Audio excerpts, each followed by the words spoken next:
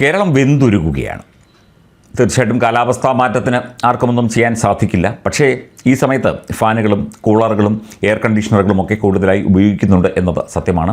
ആവശ്യത്തിന് കറണ്ടും കേരളത്തിലേക്ക് വരുന്നുണ്ട് എന്നാണ് നമുക്ക് മനസ്സിലാകുന്നത്. ഇന്നത്തെ പത്രറിപ്പോർട്ടിൽ അത് കണ്ടു.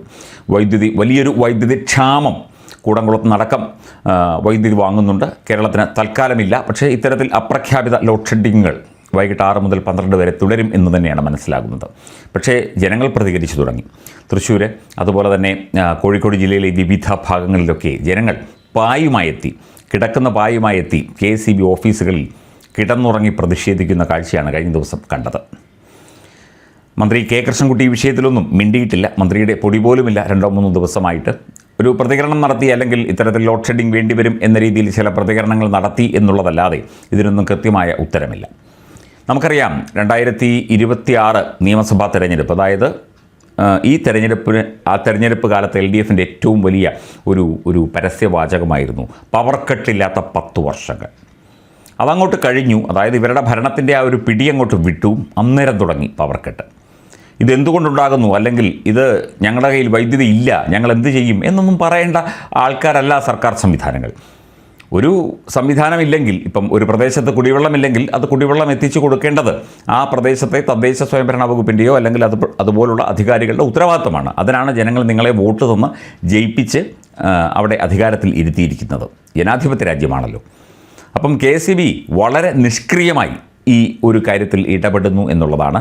അല്ലെങ്കിൽ KSEB ഉദ്യോഗസ്ഥരുടെ പോരായ്മയാണോ അതോ ഇനിയിപ്പം ഭരണ സംവിധാനങ്ങളുടെ പോരായ്മയാണോ എന്നറിയില്ല. കേരളത്തിലെ ജനങ്ങൾ ശക്തമായി പ്രതികരിച്ചു തുടങ്ങിയിരിക്കുന്നു. ഇനിയിപ്പോൾ KSEB ഓഫീസുകളിലേക്ക് ജനകീയ മാർച്ചും മറ്റ് സംഘർഷങ്ങളും ഉണ്ടാകാനുള്ള സാധ്യതയും തള്ളിക്കളയാനാവില്ല. കാരണം മനുഷ്യൻ മടുത്തിരിക്കുന്നു. അത്രയ്ക്ക് കുടിവെള്ളമില്ല, അതിൻ്റെ കൂടെ വലിയ ഉഷ്ണതരംഗങ്ങൾ വരുന്നു, ആൾക്കാർ തലകറങ്ങി വീഴുന്നു, മൂക്കിലൂടെ ചോര വരുന്നു.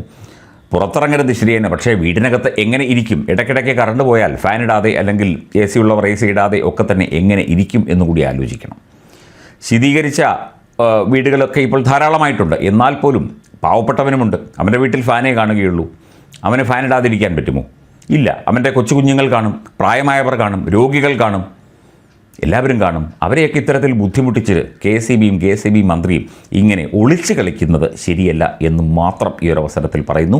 ജനങ്ങൾ പായും കിടക്കയുമായി എത്തി KSEB ഓഫീസുകളിൽ ഇനിയും കിടക്കും. മന്ത്രിയെ തടയും, വഴിയിൽ തടയും, പലതരത്തിലുള്ള പ്രതിഷേധങ്ങളുണ്ടാകും. അതിലൊന്നും ന്യായം പറഞ്ഞിട്ടോ ന്യായീകരണ ക്യാപ്സ്യൂൾ നിരത്തിയിട്ടോ അല്ലെങ്കിൽ ചാനൽ ചർച്ചകളിൽ വന്നിരുന്ന് അങ്ങനെയാണ് ഇങ്ങനെയാണെന്ന് പറഞ്ഞിട്ടോ കാര്യമില്ല. ഈ കൂടംകുളം ആണവനിലയം തടയാൻ വേണ്ടി VS അച്യുതാനന്ദൻ പോയ ഒരു കാലഘട്ടം നമുക്ക് ഓർമ്മയുണ്ട്.